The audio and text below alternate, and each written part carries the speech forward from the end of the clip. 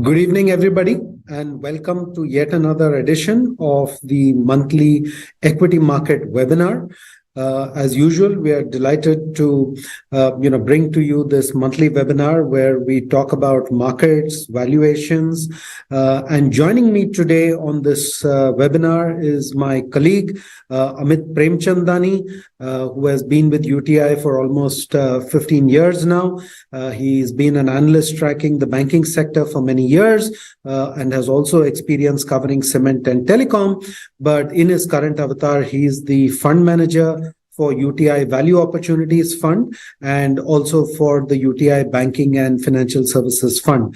So he's joining me today to talk about UTI Value Opportunities, and I'll be kicking off with an initial conversation where we'll run through the usual template of charts, which will give you a perspective of where we are in terms of valuations, which I always believe is the most important thing when you need to understand where you are in the investing cycle. So that's the way we'll do it. Now, as usual, many of you have already reached out and sent us your questions.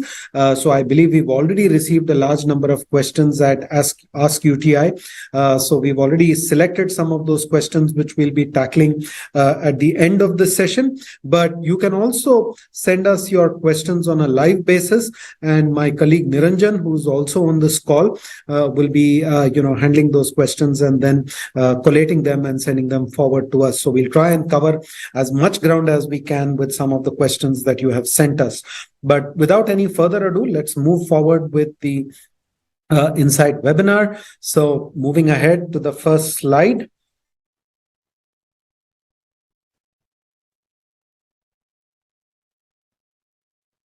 Right. So this is where we are in terms of performance at this point of time in the market.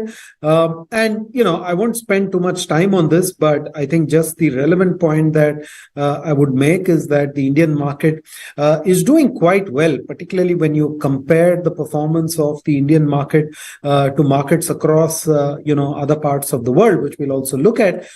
Essentially, this is a picture of a market which has done well.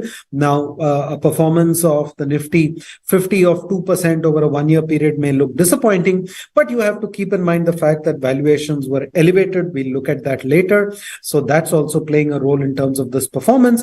And also keep in mind the fact that many other global markets are actually negative at this point of time year to date and also on a one-year basis. Interesting to look at the sectoral breakup of performance. Last year, multiple conversations, we've talked about the attractiveness of banks and auto.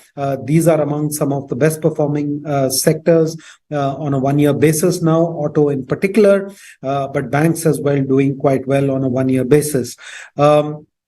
Some of the strongest sectors of last year, let's say something like the Nifty IT index, strongest performer as of maybe October 21, looking back over the previous 2 years.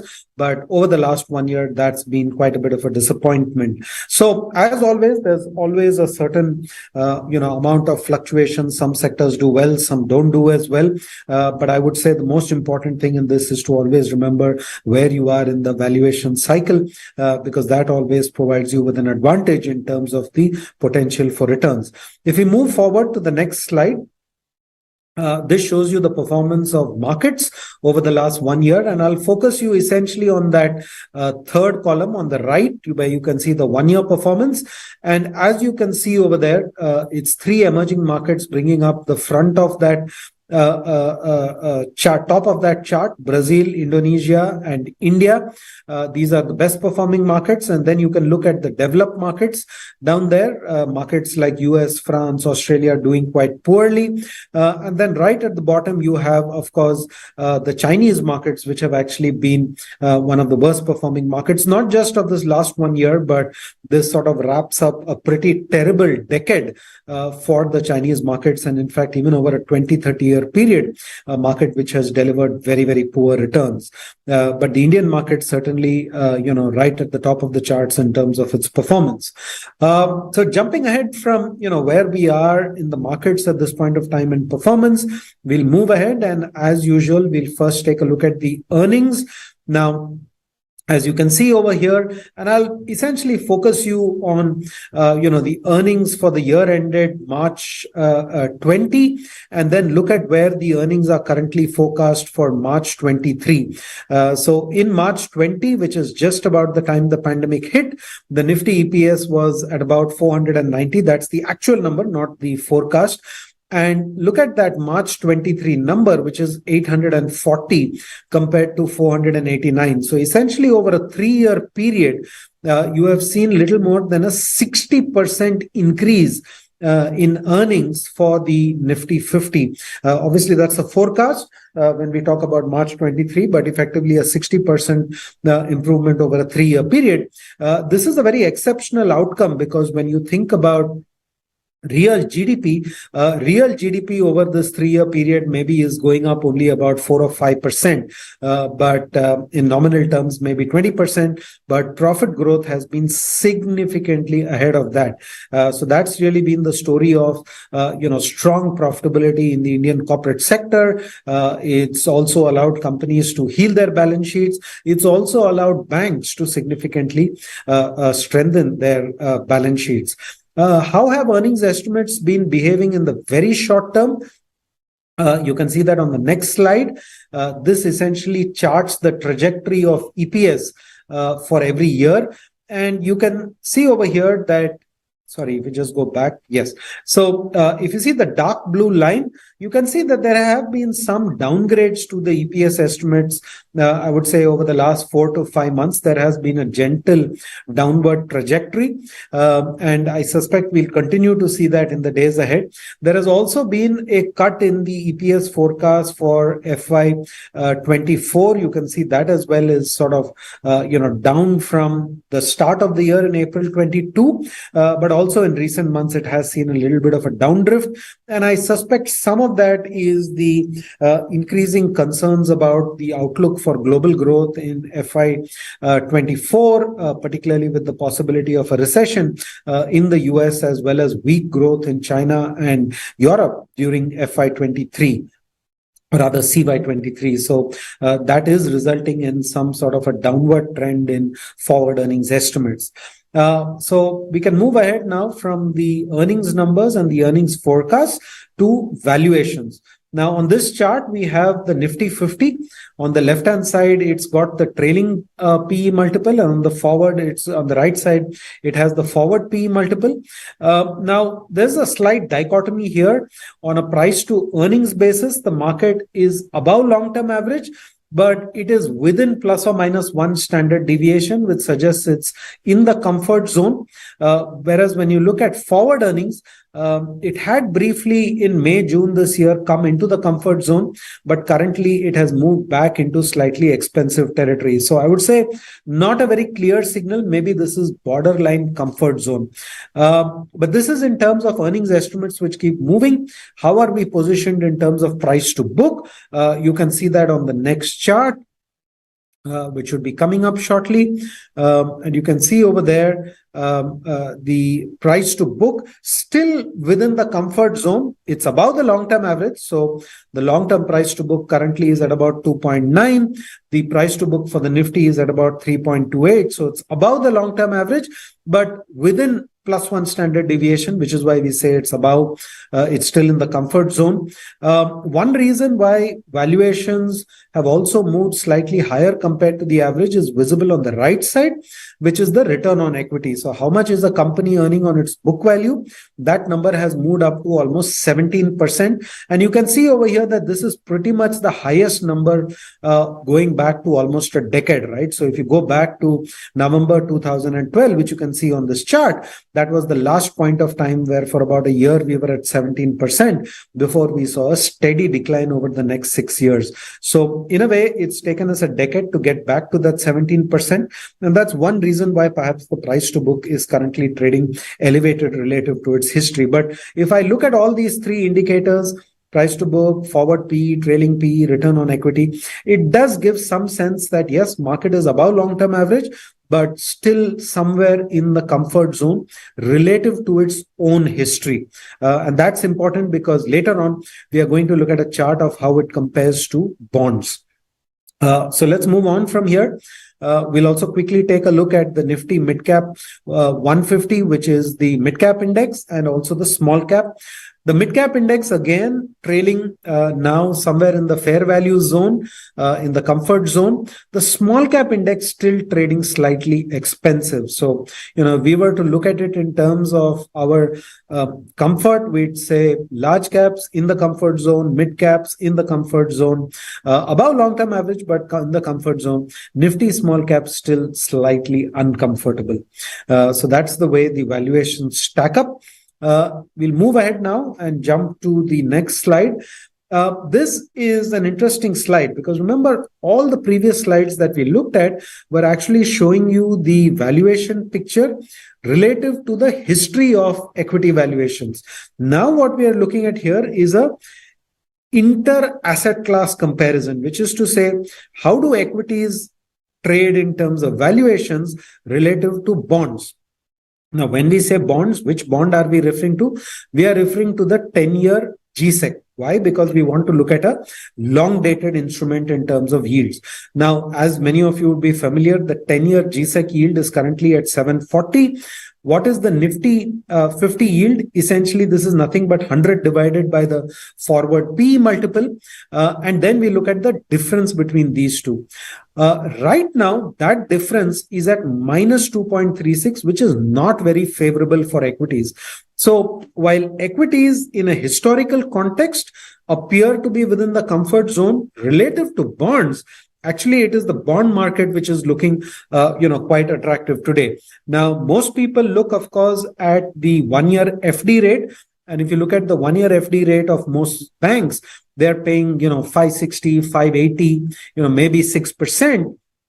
But if you actually go to the bond market, you can actually buy Government of India paper with a 1-year maturity, which is, closer to 6.5, 670. And if you look at, fixed income funds, many of them with, Macaulay durations of going up to 2 to 3 years actually have yields of, 7.5%. So in a sense, the bond market now starting to look quite attractive relative to equities. So equities in the comfort zone relative to history, but relative to bonds, actually not very favorable positioning for equities at this point of time because of the increase in yields. Remember, if you go back a year, yields were significantly lower. So the rise in yields actually now starting to make bond markets look attractive for asset allocators. So we'll just jump forward now to the conclusion slide. I'll jump this slide because we've already talked about the fact that, mid cap, etc. Yeah. So very quickly, the Fed remains committed. As you're all aware, there was a Fed meeting and they remain committed to hiking. They are concerned about inflation. Bloomberg also has the probability of a US recession. That number, consensus number, has now reached 60% probability of recession hitting sometime in calendar 23. So in a sense, there is a concern about the outlook for global growth, US being the biggest engine of global growth. And it does not help that China continues to be very weak in terms of growth because of its zero COVID approach. And Europe as well is facing significant growth and financial risks simply because of the fact that it has this risk stemming from high inflation and an energy crisis.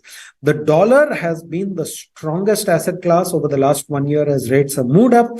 But increasingly, the outlook for demand is weak. And this is reflected in the fact that commodity prices, shipping freight rates, all of these have started to go down, reflecting the weaker demand outlook going forward.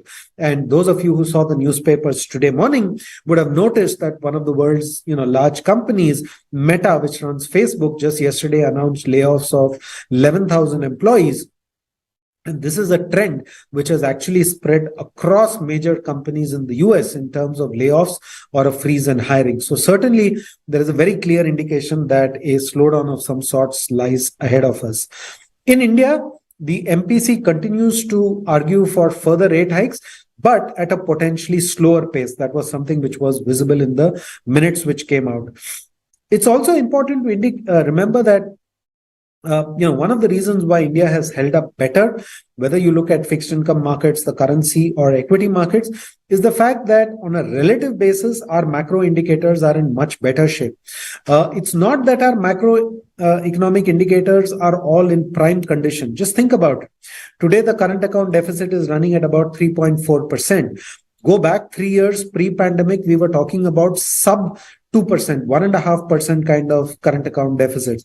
Our fiscal deficit was on target to come down to 3.5%. Today, we are talking about meeting a fiscal deficit target of 6.4%. Our inflation is well above 7%, outside the comfort zone of the central bank.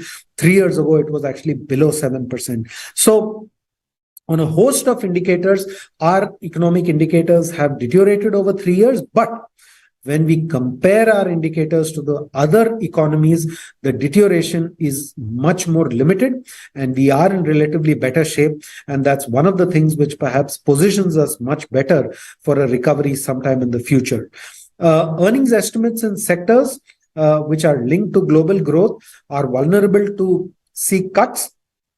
But I would also add that there will be second level impacts and third level impacts, because if the export facing sectors or global facing sectors start to see earnings cuts, you will then start to see them reduce their demand, and therefore other sectors will experience a setback as well.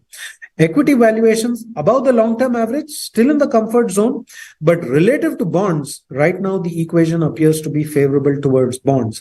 And therefore, that's why we continue to recommend a very staggered approach towards investing, keeping in mind the fact that valuations are in the comfort zone, but at the same time, relative to bonds, slightly muted, and a staggered approach would appear to be the best. So I'm going to halt over here in terms of my session.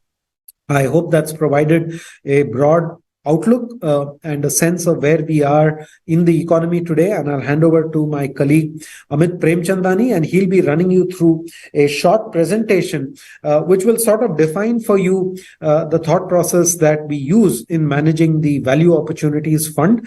This is a fund with I used to be involved, but Amit has been running this fund with me. I think in early next year, it'll be 5 years of his involvement with the strategy. So he's more than conversant and he's doing a great job of keeping it going. So I'll hand over to him and he'll run you through the details of the strategy. Thanks, Vetri. Good evening, everyone. UTI Value Opportunity Fund, as you all know, is managed within a value framework. We do not use the traditional multiple-based definition of value. Rather, we use a intrinsic value approach in managing the fund. Intrinsic value for us is actually the cash flow, the discounted value of the cash flow that a company can generate over its life cycle. The fund is managed with a very flexible orientation in terms of allocation to market cap. The investment strategy of the fund is driven by three primary levers. Starting off with the first lever, which is a sectoral allocation. We use the approach of valuation more at a sectoral level. The second lever that we use is what we call a barbell strategy, where in terms of stock selection, at one end, just like a weighing machine, a barbell, which is a equipment in the gym where you see the weights, equal weights at both ends of the barbell. We use the same approach and invest in both cyclical oriented stock at one end and growth oriented stock on the other end, and try to keep a balance as far as stock selection is concerned, and do not excessively focus on valuation in terms of stock selection. And the third lever that we use in this fund is the flexibility in terms of market cap allocation. I will explain these levers in detail now. As far as the sectoral allocation is concerned, we use asset-based measures when we look at valuation framework for cyclical stocks or cyclical sectors. For example, if we are looking at valuation for sectors like metal or cement or PSU bank, we would use non-earning based measures like price to book, EV per ton, to see where the sectors are in terms of their valuation cycle as compared to their history. However, when we use these valuation framework for sectors which are stable, we use more earning driven valuation measures like free cash flow yield, price to earning, as well as the implied growth in the sector to decide on sectoral allocation, whether we should be overweight or underweight in terms of sector. So valuation framework is used much more in the sectoral allocation. As far as stock selection is concerned, on one hand, we invest in cyclical stocks, which are going through their cyclical downturn, although they have relatively strong balance sheet and relatively strong franchise, and market is currently focused on the current down cycle rather than looking at the steady state earning profile of that company during up cycles. At the same time, on the other hand, we invest in growth-oriented stocks, which are consistent performer. These companies have very long runway for growth and very strong franchise, but the franchise is at the moment underappreciated. So we invest at both ends of the spectrum. As far as market cap allocation is concerned, we move around the mid and small cap allocation depending on valuation. However, we use this lever specifically more in a measured way, and actually allocation to small cap is more sensitive to valuation rather than mid cap. Next slide, please. And in terms of how we define intrinsic value in practice, I will just lay down a few examples. For example, we always believe in the conversion of EBITDA into operating cash flow. And even in our score alpha approach, operating cash flow and the consistency of the operating cash flow is one of the key parameters. And this is important because as the company generates accounting profit, how often that accounting profit gets converted.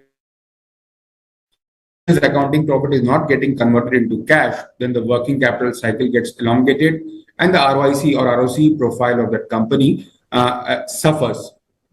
We have used this framework even recently when we exited one capital good company, which has seen a significant increase in working capital.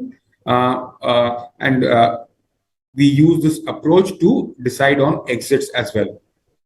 We focus also on ROIC over the cycle. In case of companies, as you know, can grow through organic means as well as inorganic means. We have generally seen that companies which grow organically generate higher ROICs as compared to companies which are using inorganic means to grow. The same approach we have used in the cement sector, where we have invested, say, in a company like Shree Cement, which has grown organically and might have much higher, hence ROC profile as compared to the sector. We also look at companies which have significant option values in adjacencies, and we use this option value to decide on the inherent intrinsic value of the company, especially during cyclical downturns. Because the market tend to ignore these option values when a company is facing problems in its core business. For example, State Bank of India had very profitable and significant franchising companies in, say, insurance as well as AMCs, and the market was completely ignoring these companies during downturn. It has the second largest credit card company, which is again listed. But during the downturn of the corporate trade cycle, these companies' valuations were ignored. But we always thought that this is a significant option value. What we avoid is generally low terminal value companies. By low terminal value, we mean that companies which may not have survival beyond a few years, or may not have a business which may survive beyond a few years because of the inherent nature of the business. We are seeing right now in the media business, especially the OTT is capturing significant market share as compared to the normal broadcasting business. Similarly, we generally avoid companies which have poor cash flows and low ROC. These companies are generally found at a sector level in resources-based companies, because these resource-based companies require a lot of investment to generate the same amount of revenue. Again, we also avoid buying business based on cheap multiples, because we believe that these cheap multiples may have specific reasons behind their cheapness. For example, in many cases, market allocates cheap multiple to companies because of their poor leverage condition, or because market is not convinced about the cash flow profile, or because the market is not convinced about the terminal value of the company. So we generally don't look at only cheap valuation multiple when we invest in value opportunity fund. Next slide, please. Please take the next slide. I will just explain the barbell approach. If you can move to the next slide in practice. So you can see that, as I said, on one hand, we invest in stocks which are cyclically, which have a cyclical orientation, are cheap. And on the other hand, at the same sector level, we invest in growth-oriented stock. So Tech Mahindra, for example, is a cheap stock, trading always at a significant discount to the sector multiple, and L&T Infotech is a growth-oriented stock delivering growth consistently, and hence trades at a premium to the sector. This definition of at the both end of the barbell, we apply it at the time of investing. We generally do not exit stocks if they move from one end of the barbell to the other end. We do position sizing, and especially if a stock moves from a cyclical oriented stock to a growth oriented stock, it gives us two benefit. One is the market gives higher multiple if a stock moves from value oriented or cyclical orientation to a growth orientation, and secondly, the earning profile also changes significantly. So in most of the sectors, we have stocks at both ends of the barbell. For example, in FMCG, we have ITC, which is a high free cash flow yielding stock, but trading at a significant discount to the sector multiple. And on the other hand, we have Marigo, which is trading at a slight premium to the sector multiple, but it is not very expensive, and it has demonstrated growth, which is significantly higher than the sector growth. Next slide, please. Similarly, similar examples in other sectors like auto and private banks. And just I pointed out, if a stock moves from one end of the barbell, which is cyclical, to a growth, we necessarily don't exit that position. ICICI Bank is a prime example of that kind of a stock, which was a cyclical stock when we bought it 5 years back, and have continued to hold on to position, maybe reduce some position, book some profit, but it continues to be one of the largest active weight, even though the valuation multiple, as you can see, has now crossed the growth oriented stock, which is HDFC Bank. So when a stock moves from one side of the barbell to another side, it is like we continue to hold on to the stock rather than exit the stock. Next slide. These are some of the sectoral movements that we have, positioning that we have changed over the last, say, 1 year. Key changes which you see is in the construction material, which is basically cement. The sector was underweight, say, 1 year back. Gradually, over the last 3 to 6 months, we have actually increased our exposure. And as I pointed out, in terms of sectoral allocation, we allocate exposure to cyclically oriented sectors based on asset-based valuation. And when a large M&A transaction happened in this sector, all the stocks which were not part of that M&A transaction got derated because of the fear that there will be significant competition, and at the same time there was significant increase in the raw material cost of some of these companies in terms of the fuel cost of these companies. So the earning cuts in this sector was very high during the last 2 quarters. That led to a significant erosion in multiples, especially the asset-based multiple. And we kind of added Dalmia Bharat as an additional stock in that sector, because in our framework of cyclical companies, we generally tend to ignore earning-based multiple and focus on asset-based multiple, and the sector started trading at significant discount to the historical valuation based on asset multiples. Similarly, banking and financial services, we have been pointing out over the last 1 year that this is one sector where we think that a cyclical downturn has ended. Growth is likely to revive, and the balance sheet of most of the large banks have become relatively clean. Coverage has been taken much higher than historical averages, and all that has actually played out in the last 1 year. We have seen credit growth now hitting 17% from the lows of 4 to 5% 1.5 years back. Coverage ratio, which is how much the banks have provided for the losses, have hit all-time high. For some of the banks, it is more than 100% of the NPLs. And capital for growth is adequate for most of the large banks. Some of the large banks are sitting at historical high capital ratios, despite not raising capital for the last 1.5 years. So, and the entire exposure that we have is in large banks. We have added exposure in the form of IndusInd Bank as a cyclical exposure over the last, say, 6 months. Healthcare was one sector where we were comfortable in terms of valuation. We remain comfortable even now in terms of valuation, but we have tweaked the portfolio somewhat and reduced exposure in some of the US-based or US-exposed companies, or some of the companies which were showing pressure in the US portfolio. And on the other hand, we have also added one exposure in the healthcare sector, which is not related to a traditional formulation business. It is related to more contract manufacturing. Again, this again follows the approach of barbell. We have exposure both in domestic focused companies like Eris, Ajanta, as well as we have exposure in more diversified companies like Cipla and Sun Pharma in the healthcare sector. We also have exposure to the hospital sector in the healthcare pie. Again, a cyclical oriented company, which is Fortis. Another sector which we have added exposure over the last 2 quarters have been the metal sector.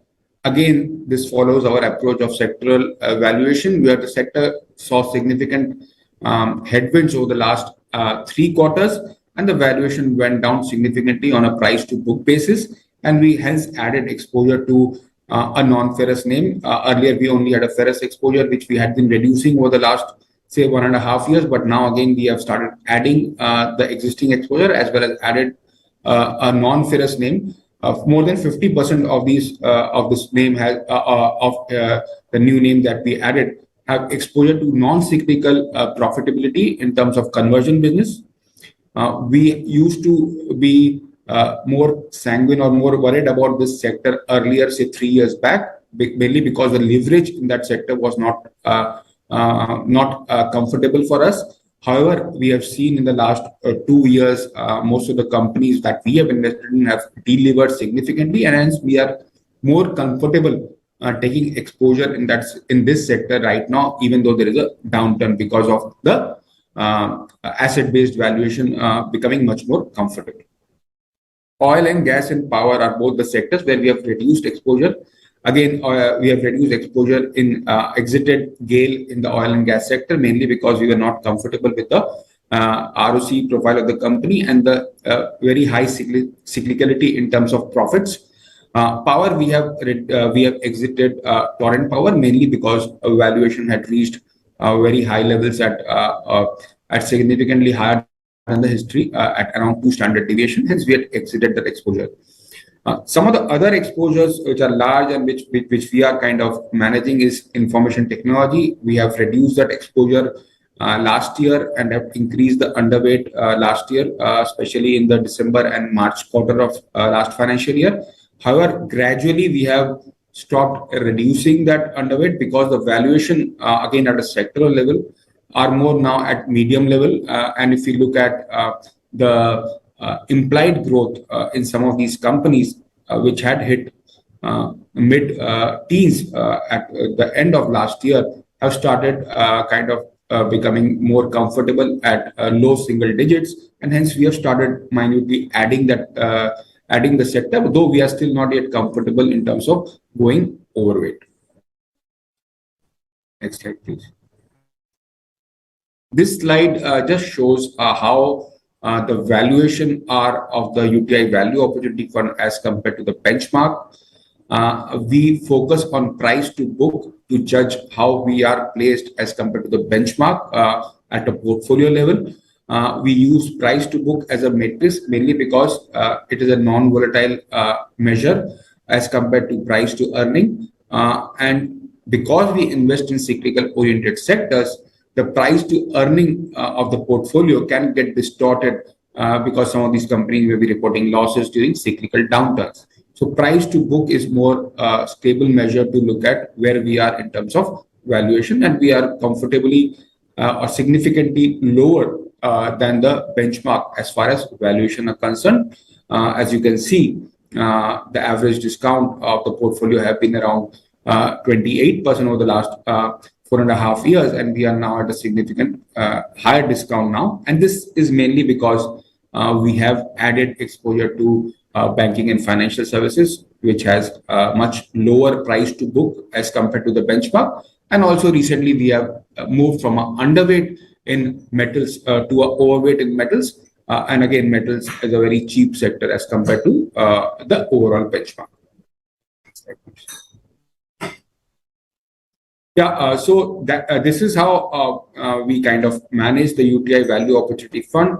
Broadly, sector allocation is determined by sector by valuation consideration. At a stock level, we focus on both ends of the barbell, and the market cap mix change is much more measured as compared to the other two levers.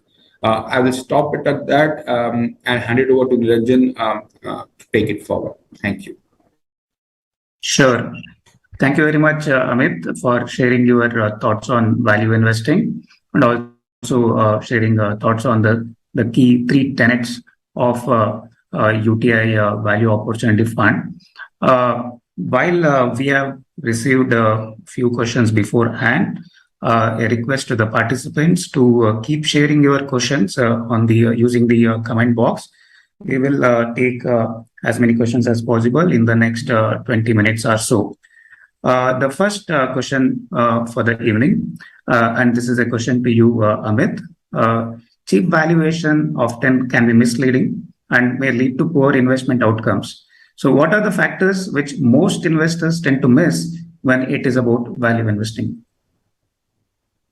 Thanks for the question. So some of these factors which have been pointed out in one of the blogs that I had written on what is value investing, I will just briefly summarize the factors. Number one, the factor of ignoring cheap valuation and why it can be misleading is that the terminal value of some of the companies may be under question.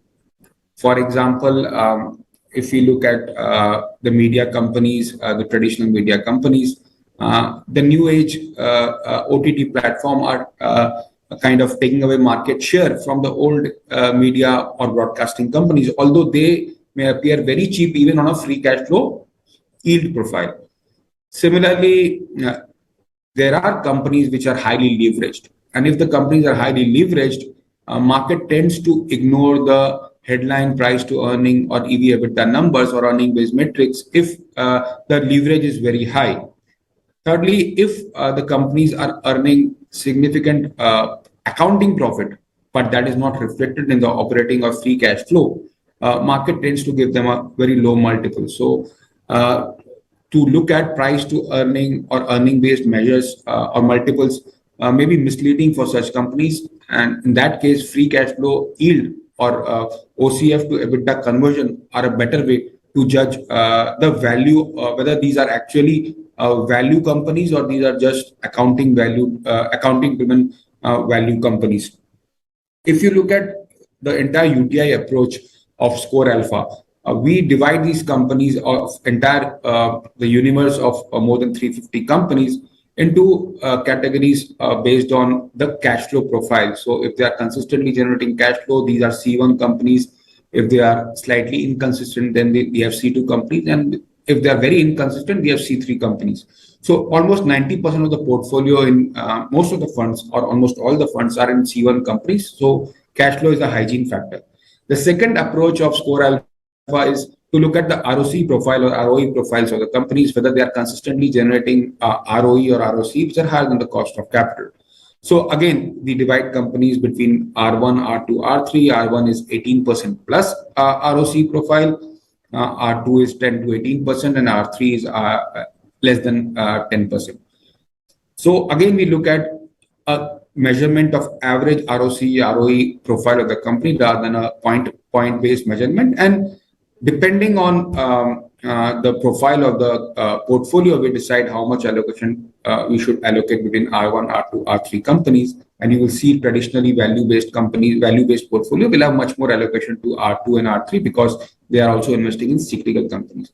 So this is how we approach value investing using the Score Alpha approach. And again, cash flow is a hygiene factor in value investing for us.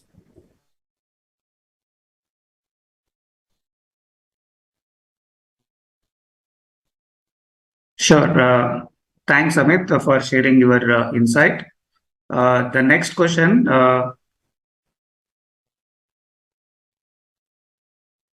Yeah, so thanks, Amit, for sharing your insights. The next question is to Vetri. In fact, this is also echoing the thoughts of maybe a couple of online participants here, Samraj and Adinar and Murthy. The question is like this to you, Vetri. So, deteriorating global macro factors and uncertainties with respect to geopolitics could lead to increased market volatility. What are the essential factors which investors should continue to practice in the current times? Yeah, thanks, Niranjan. Well, I'll very quickly just go back to the conclusion that I gave at the end of that my section of the presentation, which is to say, just continue using a staggered approach. See, the reality is that it's very hard to predict when global macro will improve and when it will deteriorate. It's very hard to predict when uncertainties will get fully discounted in prices and when a new uncertainty, geopolitical or otherwise, will come around. So in the absence of being able to forecast perfectly what will happen, I think over time I have found that the best guide in terms of asset allocation actually comes from valuation. Valuation is currently above the long-term average, but still within the comfort zone. So yes, there are many challenges, which is why we would recommend continue to use a staggered approach, whether it is a SIP or STP, but just use a staggered approach. If valuations go to bargain basement levels, that is when you should consider a significant shift in your asset allocation. Similarly, if valuation goes into the extremely rich territory, that is when you should consider a reduction in your equity valuations. Right now, proceed with caution is the message from valuations. And I would say, use staggered investment approaches. Thanks, Vetri, for your thoughts. Before we take more online question, one last question to Amit. Amit, the question goes like this. If the next couple of quarters are expected to be weaker on relative basis, which are the pockets of opportunities which you are bullish on from the portfolio construct of Value Opportunity Fund? To start off with, next couple of quarter is a very relatively smaller time frame, which we generally try to avoid looking at when we do portfolio construct. But from an overall portfolio construction point of view, we are much more comfortable even on a next few quarters earning profile is concerned in sectors like banking and financial services, where we think that a large part of the earning growth of the entire market is likely to come from this sector. Auto is another sector where cyclically we are very comfortable in terms of volume as well as margin profile, which is likely to continue to improve even on the next 2 quarter basis. So if I have to give next couple of quarter kind of comfort levels, these are the two sectors which we are very comfortable with. But Niranjan, just to add to what Amit said, I'll repeat the first part of what he said. We don't change portfolios based on quarterly outlooks. If you look at UTI Value Opportunities, I think last 3 to 5 years, the average portfolio turnover ratio, which is published monthly, is anywhere between 20 to 30%, which means on average, we are holding stocks in the portfolio for at least around 3+ years. So, we don't shift our portfolios based on what might do well in the next quarter or so. First of all, it's impossible to predict what will necessarily do well. And secondly, whether the market will necessarily, whether it's discounted, not discounted. So there are too many complications. We take a much longer term approach to investing, not just in Value Opportunities Fund, but I would say across all of UTI's stable of funds. Sure, Vetri. Thank you so much for that. We will now take a few online questions which have come our way. The first question is from Mr. Navneet. Vetri, this is a question to you. So his question is, would the current return divergence, which is there with the Indian equity markets vis-a-vis the global markets, particularly the developed markets, would it continue to be like this? Or as we progress, would the Indian market equity returns would be similar to the global markets, developed markets? Right. So, there is no theory which says that all markets will have the same return over time, because that would amount to saying all stocks should have the same return over time. And that is not possible because every company and every country will have different outcomes over time. So that is not the basis on which we would look at mean reversion. Mean reversion is not about returns. Mean reversion is about valuation. Now, that is where I think arguably, today's India's valuations are much richer compared to the rest of the world, right? So when you look at other global markets or emerging markets or global markets relative to their history, many of them have come down in terms of valuations. They are either cheap or they are closer to averages. In India's case, we are still above.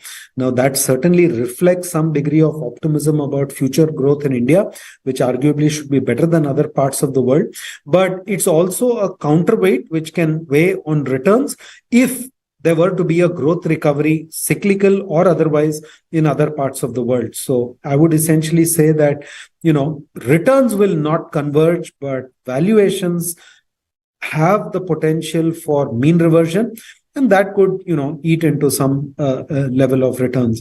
But today's India equity valuation somewhere in the comfort zone. I am not so concerned about mean reversion. It would be nicer if valuations were at the long-term average. But it's not as big a concern as, let's say, it was 1 year ago.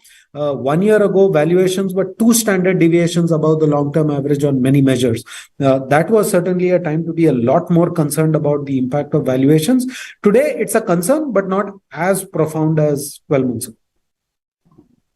Sure, Vetri. Thanks for that. There is another question to you. The question is like this. India may finally be on the cusp of a big capex cycle recovery, with private sector capex seeing an uptick in financial year 22 and is expected to be elevated in FY 23 and 24 as well.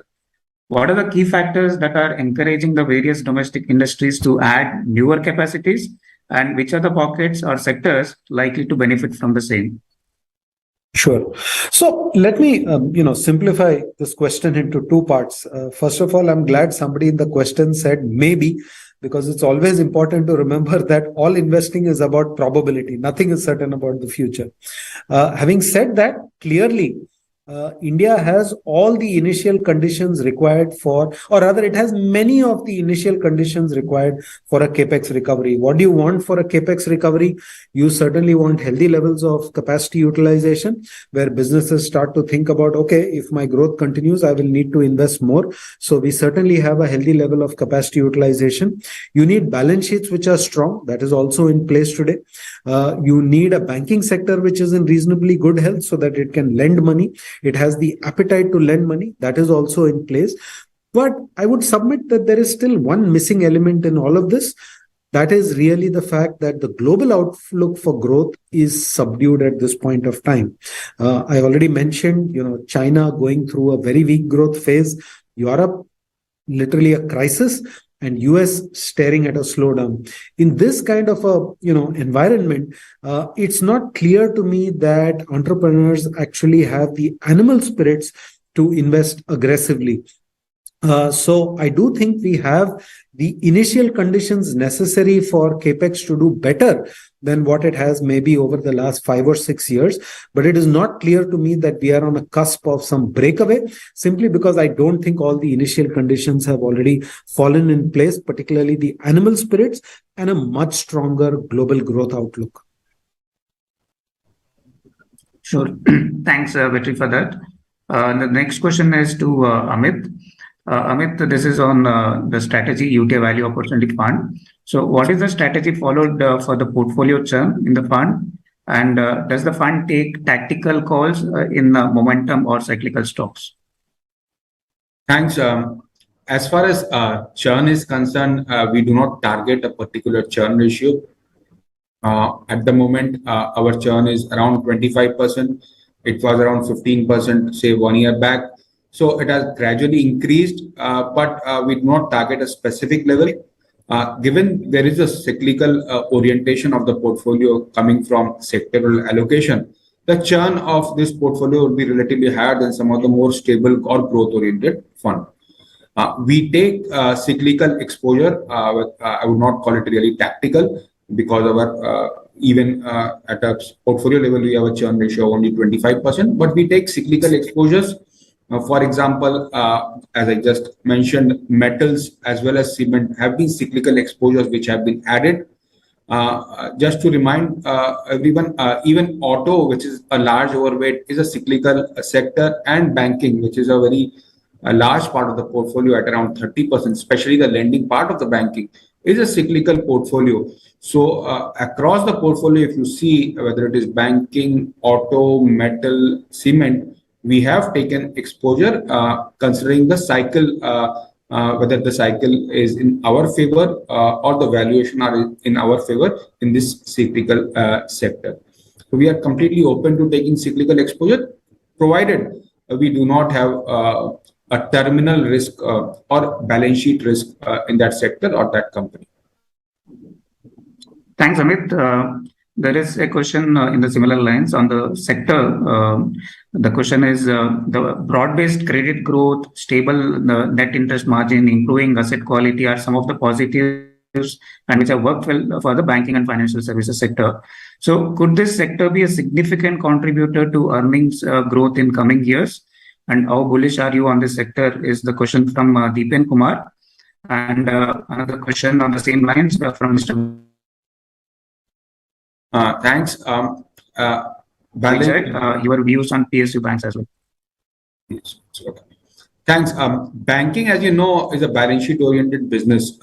And for the sector to do well, balance sheet should be in good health.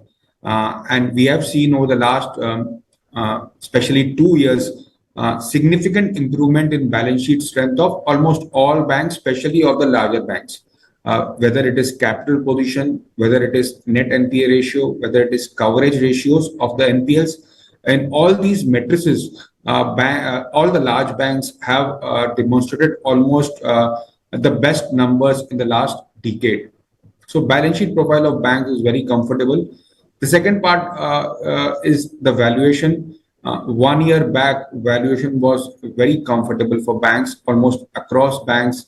They were available at a significant discount to their 10-year averages. In the last, say, 1 quarter, some of the banks have moved up and some of the banks are at premium to their long-term averages. But that is largely driven by the fact that they have demonstrated significantly higher growth than expectation, as well as significant improvement in the return ratios along with their clean balance sheet. And hence the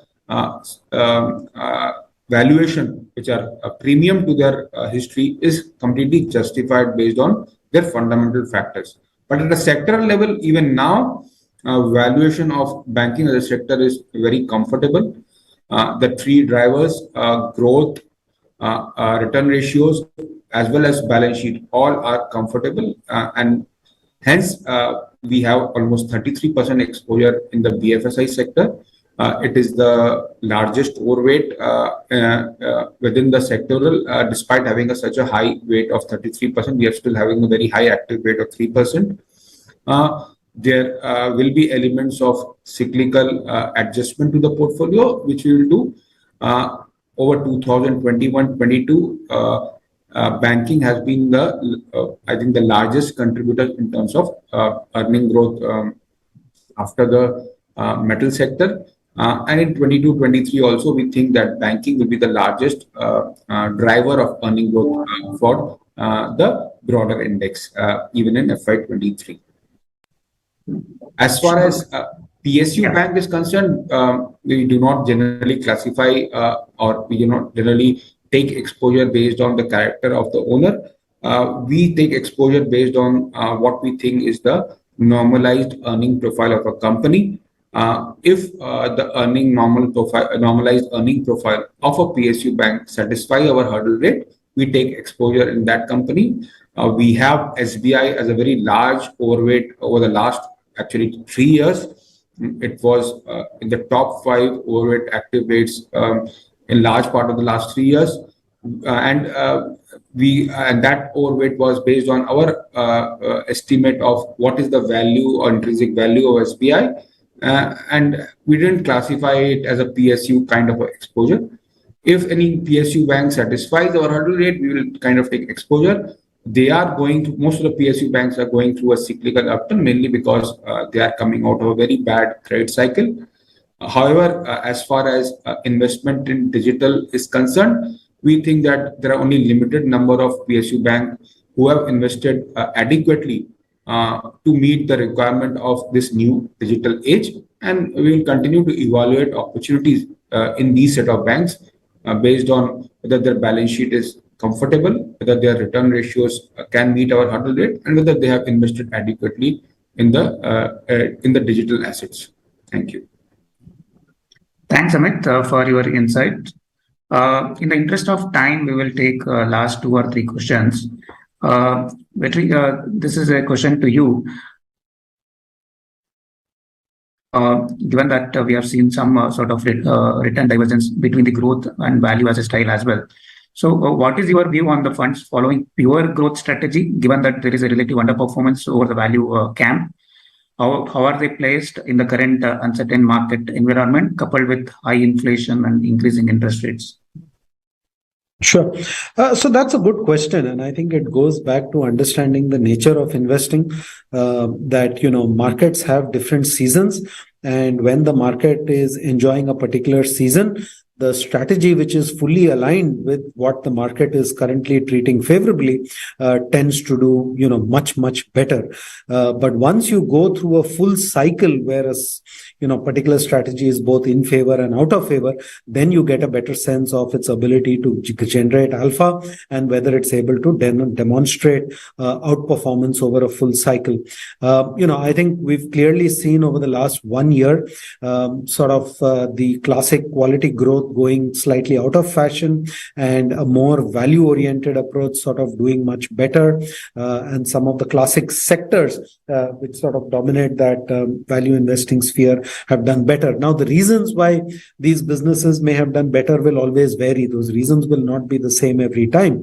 But net, it's important to know that those cycles will change. I think what's most important as a fund manager is to make sure that if you're following a particular style of investing, you stick through that style of investing even during difficult times. Not to say that you will not review the positions in your portfolio, not to say that you will continue to reevaluate. That is something as portfolio managers we are always doing. In a sense, your portfolio is always up for review on a daily basis, so to speak. But you don't really shift on it because the portfolio is not currently outperforming the market. But I think, we have now seen a significant shift in terms of the outperformance from value. It's hard to say when the tables will turn again. But typically what we've seen is that, if you start to see the rate up cycle, if you start to see the valuation premiums to the long-term average reach some bit of a inflection point, then the market tends to get a slightly more balanced balance. It tends not to be so focused on only a particular style of investing. So we don't know when that inflection point will come, and that is why we have always articulated to people, and that's one of the thought processes behind the power of three that we have always articulated, which is to say choose portfolios which use different styles, something like UTI Value Opportunities, which has a barbell but with a value tilt, something like FlexiCap, which is quality growth, and something like Master Share, which sits in between with a growth at a reasonable price approach. So as an investor, you can actually benefit by diversifying across these styles, because picking the inflection point for when a particular strategy will start to do better is very, very difficult to do.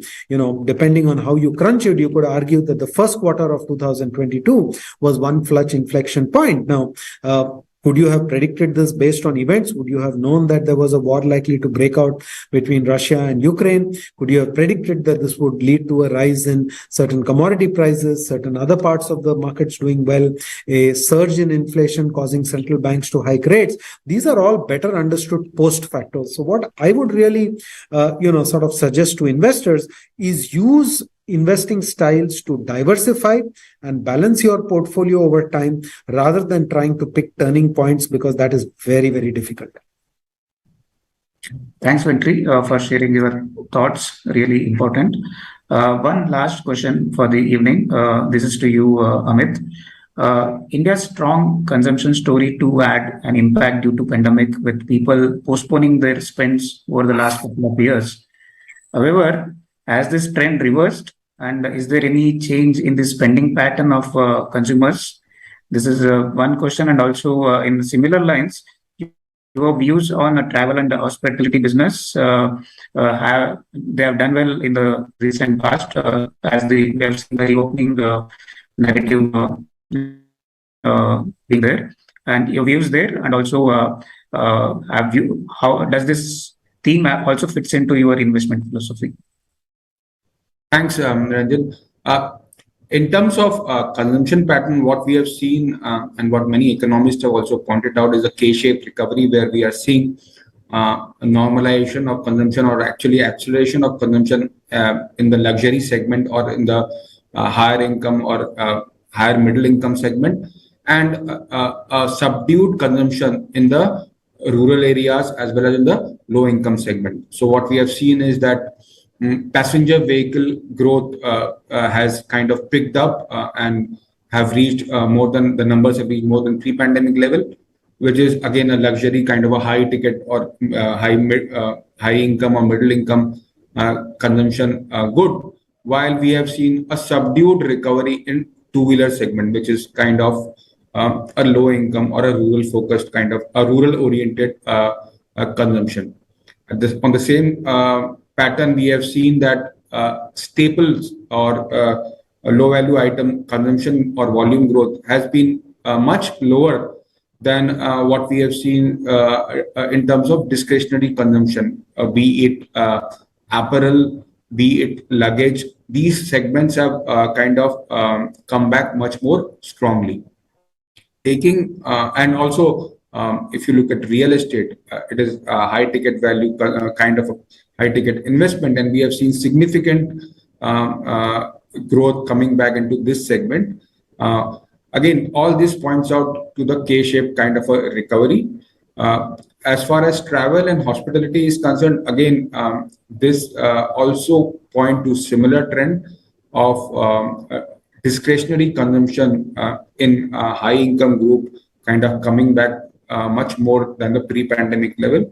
And hence we have seen travel and related sector coming back strongly. We have exposure in the luggage segment, the leading brand in the luggage segment, that is VIP. And also we have exposure in the hospitality segment through Chalet Hotel. These exposure were taken not because they were expected to be opening up rates. These exposure were taken because we were comfortable with the valuation at which we bought, and we expected the hotel sector exposure to survive the COVID pandemic, despite the fact that they had a stretched balance sheet. So this is around 1.5% exposure on a combined basis to travel and hospitality segment in the portfolio currently. Thanks a lot, Amit, for sharing your thoughts. Before I hand it over to Vetri for his closing remarks, just a request to the participants here today. Please use the feedback link available on the screen to share your feedback on the topics covered today and also on the webinar in general. It will help us to do better in our upcoming engagements with you. Thanks, everyone, and back to you, Vetri. Sure. Thank you very much, Niranjan, and thank you everybody for joining us here on this conference call today. I hope we've been able to share our thoughts, insights into the market. And of course, Amit has hopefully also provided you with a template of how to understand UTI Value Opportunities Fund, how its unique barbell approach works. And what I would just use as one phrase to sum up how we use that barbell at both ends of the barbell is we are always looking for margin of safety. That margin of safety could come from implied growth versus delivered growth. It could come from valuations and the inherent cyclicality of a business. But, it's that margin of safety thought process which always sort of defines what we try to do in that strategy. And once again, thank you for joining us. We are delighted to have received so many questions from all of you. We hope we've been managed to address some of them.